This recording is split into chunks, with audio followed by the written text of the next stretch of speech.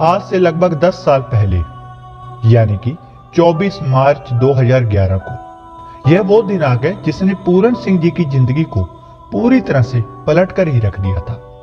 दरअसल बात है उत्तर प्रदेश के एक छोटे से गांव की, जहां पर पूरन सिंह जी व उनका परिवार बहुत हंसी खुशी रहता था। वो एक साधारण गरीब परिवार था, ग्रामीण परिवार था। परंतु एक दिन अचानक पूरन सिंह जी की सुबह सुबह तबीयत खराब होने लगी। उन्हें सांस लेने में दिक्कत होने लगी, जिसे देखकर उनके परिवार वाले घबराने लगे। वे गांव के ही लोकल किसी डॉक्टर को बुला लाए, परंतु डॉक्टर आने से पहले पहले ही पूरन सिंह जी अपना शरीर छोड़कर जा चुके थे, मतलब कि उनका देहांत हो चुका था। यह सब देख के उनका परिवार पूरी तरह से बिलखने लगा, रोने लगा। आस पड़ोस के लोग वहां पर आने लगे, एकत्रित होने लगे।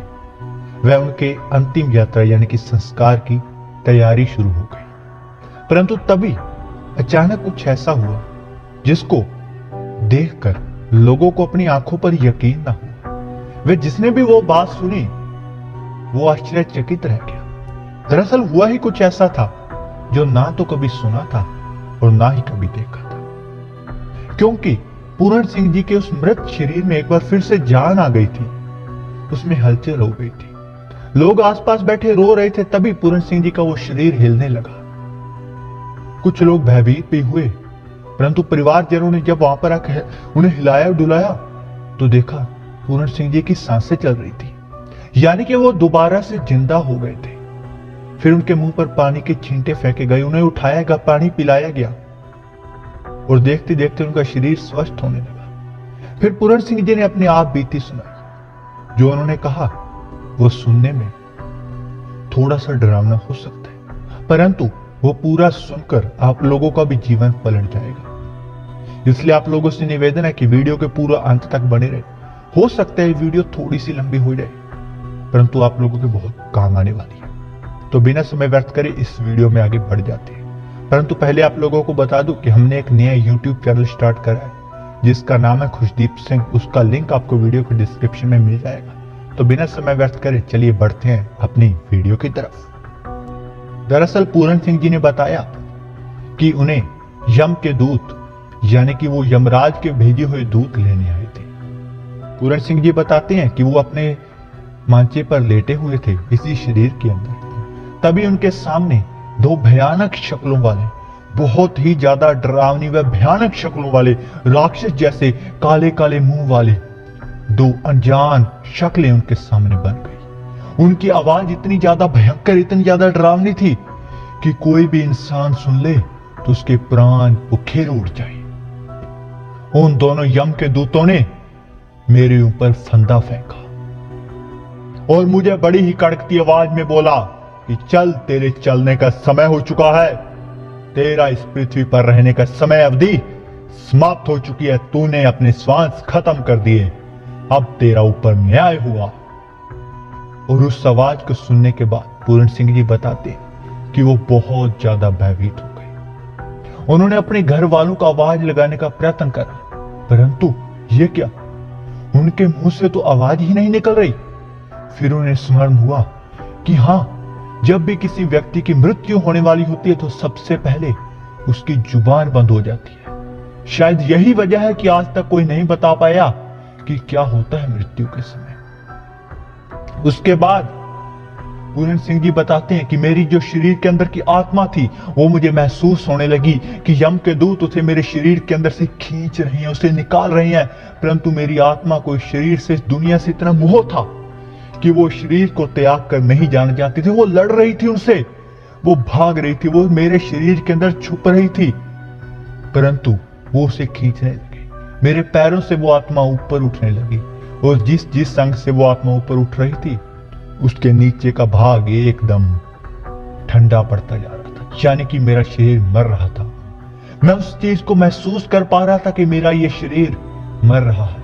मेरे आसपास बैठे एक दो व्यक्ति भी इस बात का आभास नहीं कर पा रहे थे कि मैं मर रहा हूं। हाँ, मेरे को पीड़ा हो रही थी, मैंने हाथ पांव फैलाए थे, परंतु उन व्यक्तियों को लगा कि यह सामान्य वैसी ही पीड़ा हो रही है। उन्हें आभास भी नहीं था कि मेरे सामने यम के दूत खड़े हैं। पूरन सिंह जी ने मृत्यु के समय होने वाले दर्द को कुछ इस प्रकार बयान करा है उन्होंने कहा, मौत की घड़ी को सबसे भयानक घड़ी कहते हैं। मौत के समय, इस शरीर से अलग होने के समय जीव को जो तकलीफ होती है उसका वर्णन नहीं किया जा सकता। भाव बहुत ही बुरी दशा होती है। मौत के समय सारा शरीर अकड़ जाता है, हाथ पैरों के जोड़ मुड़ जाते हैं, खून का पानी बन जाता है, चेहरा पीला पड़ जाता है, आंखें खड़ी हो जाती हैं, दिल की धड़कन बंद हो जाती है और शरीर धीरे धीरे ठंडा होना शुरू हो जाता है। आत्मा शरीर के रोम रोम में जा छुपती है, परंतु काल शरीर की सब हड्डियों को तोड़ फोड़ कर आत्मा को निकालकर ले जाता है। आपको बता दें कि श्रीमद् भागवत पुराण में भी इसका वर्णन मिलता है। आत्मा के शरीर में से निकलने के समय इतना दुख तथा दर्द होता है कि जितना कि 100,000 बिच्छू इकट्ठे मिलकर डंक मारे, एक बिच्छू के डंक मारने पर ही शरीर में इतनी जलन होती है कि 8 पहर तक जीव तड़पता रहता है। इससे उस भयानक दुख का अनुमान बड़ी आसानी से लगाया जा सकता है। कुरान शरीफ में भी इसी तरह फरमाया गया है कि एक कांटेदार झाड़ी को गुद्दा के रास्ते से डालकर मुंह के रास्ते खींचा जाए तो जितनी तकलीफ होती है उतनी ही मौत के समय होती है। शहंशाह मस्ताना जी फरमाते हैं, वह जिस तरह किसी रेशमी कपड़े को किसी कांटेदार झाड़ी पर फेंक कर खींचा जाए तो वह चिथड़े चिथड़े हो जाता है, इसी तरह जब आत्मा को शरीर में से निकाला जाता है तो उसकी भी ऐसी ही हालात होती है। मौत के समय जीव को बहुत भारी कष्ट सहन करना पड़ता है।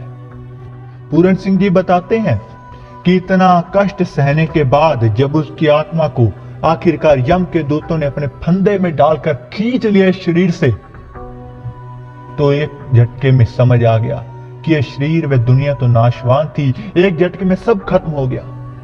उन्होंने कहा कि मेरी आत्मा को मेरा शरीर मृत पड़ा हुआ दिखाई दे रहा था, परंतु उसके बाद यम के दूतों ने मेरी आत्मा को पकड़कर ऊपर लेकर गए तो मैं इस दुनिया के सारे रिश्ते नातों को एकदम से भूल गया। मेरी याददाश्त से वो सब चीजें खत्म हो गई कि मेरा क्या नाम था, कहां से मैं आया हूं, कौन हूं मैं। तब उन यम के दूतों से मैंने निवेदन करा कि मेरे को इतना कष्ट ना दे, क्योंकि वो मेरी आत्मा को लगातार मारते जा रहे थे, तकलीफ दे रहे थे। उन्होंने पूरन सिंह जी ने बताया कि क्योंकि मैंने जीवन में बहुत पाप करे थे। मैंने उन यम के दूतों से निवेदन करा तो उन यम के दूतों ने कड़कती आवाज में बोला कि अगर तेरा कोई सच्चा गुरु है तो बुला ले उसे, क्योंकि वही तेरी अब रक्षा कर सकता है। और इतना सुनने के बाद तो मैं तार तार हो गया, क्योंकि मैंने तो कभी कोई गुरु बनाया ही नहीं, मैंने तो कभी ईश्वर की तरफ ध्यान दिया ही नहीं था, मैं तो संसार के कर्मों में ही लगा रहा था। उसके बाद वो मुझे एक ऐसे मार्ग से लेके जाने लगे जहां पर चारों तरफ सिर्फ अंधकार ही अंधकार था, बहुत भयंकर अंधकार था, डरावनी आवाजें आ रही थी। वे उसके बाद उन यम के दूतों ने मेरे सर पर मेरे कर्मों की गठड़ी रख दी, मेरे पाप कर्मों की, जो कि बहुत ही ज्यादा वजनी थी। वहां की जमीन मानो सूरज के समान तप रही हो, मैं नंगे पैरी थी मेरी आत्मा। उन्होंने कहा कि इतना पैरों में जलन हो रही थी उस गर्मी के कारण, बहुत ज्यादा गर्म थी वहां पे हवा, सब चीज गर्म थी, हवा चल नहीं रही थी और अंधेरा ही अंधेरा था। वहां से चलते गए, मैं रुकता तो वो यम के दूत मारते मुझे, और चलते चलते आगे एक नदी आई। उस नदी का क्या वर्णन करूं, इतनी भयंकर, इतनी खूंखार नदी, मैंने आज तक सोचा भी नहीं था कि कुछ ऐसा भी होता होगा। इंसानी खून से वो नदी बह रही थी, उसके अंदर अनगिनत प्रकार के जीव जंतु थे, अनगिनत प्रकार के जीव जंतु की हड्डियां, मांस के टुकड़े थे, जहरीले जहरीले खतरनाक जानवर उसके अंदर थे, कीड़ पकौड़े थे, मतलब ऐसी ऐसी चीजें उसके अंदर थी कि सुनकर भी रूह कांप जाए। और इतनी ज्यादा दुर्गंध आ रही थी, गंदगी से भरी हुई वो नदी थी। यम के दूतों ने मेरे को कहा कि तुम्हें तैर कर यह नदी पार करनी है। और इतना सुनकर तो मेरे चीख निकल गई कि ऐसा मैं कैसे कर सकता हूं, इतनी भयानक जगह से मैं कैसे पार हो सकता हूं। तो यम के दूत मुझे मारने लगे, फिर मुझे मजबूरी में वो नदी पार करनी पड़ी। और उस चीज की पीड़ा कैसे बयान करूं, किस चीज से उसका कंपैरिजन, किस चीज से तुलना करूं कि कितनी पीड़ा मुझे हुई। उसके बाद मैंने देखा वहां पर साइड में नरक भी थे, स्वर्ग भी थे, हर चीज वहां पर थी। उन्होंने कहा कि नरकों में तेल से भरे हुए कुंड थे, जिनके अंदर तेल खोल रहा था। वह भयानक शक्लों वाले यम के दूत वहां पर बुरी आत्माओं को उसके अंदर तल रहे थे। बुरी आत्माओं को बहुत बुरा हाल था, उन्हें भयानक सजाएं मिल रही थी, जिसका वर्णन भी क्या करके सुना। और एक तरफ स्वर्ग था, जिसके अंदर भी आत्माएं विचर रही थी, घूम रही थी। परंतु यह तो बहुत बड़ा, कहीं तो एक जाल था। उसके बाद मुझे यमलोक ले जाया गया। एक बहुत बड़ा दरवाजा था, वो बहुत बड़ा दरवाजा खोला गया मेरे जाते ही। वो दरवाजा खोलने के बाद वो यमदूत बाहर रुक गए।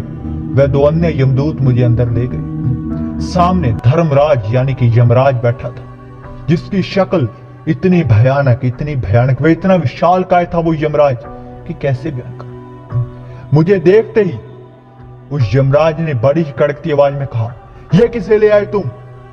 अभी इसका समय नहीं हुआ है, इसे वापिस छोड़ कर आओ।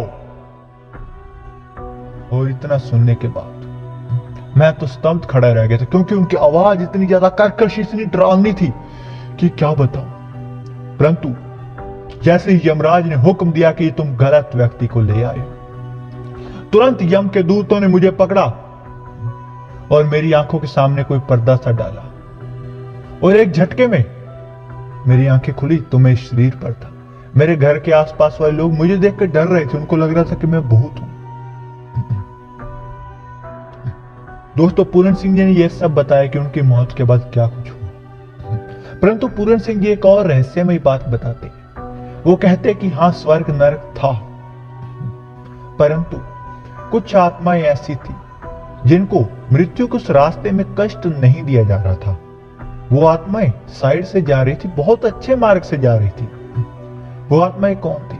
क्योंकि स्वर्ग में जाने वाली और नरक में जाने वाली दोनों ही आत्माओं को मेरे साथ वाले रास्ते से ले जाया जा रहा था, परंतु एक दूसरा रास्ता था। उन आत्माओं को ना धर्मराज के राज्य में रोका गया, ना कहीं पर रोका गया, उन्हें तो कहीं और ही ले जाया गया था। और जो आत्माएं स्वर्ग में भी थी, वो भी थोड़ी सी विचलित नजर आ रही थी। यानी कि कुछ तो ऐसा रहस्य है जो इंसानी सोच से बाहर है, जो स्वर्ग, नरक, यमलोक से भी शायद पार कुछ और भी होता है, जहां से वो दूसरे रास्ते से आत्माएं जा रही थी। इस प्रकार का वर्णन करा पूरन सिंह जी ने अपने मौत के बाद की जिंदगी का।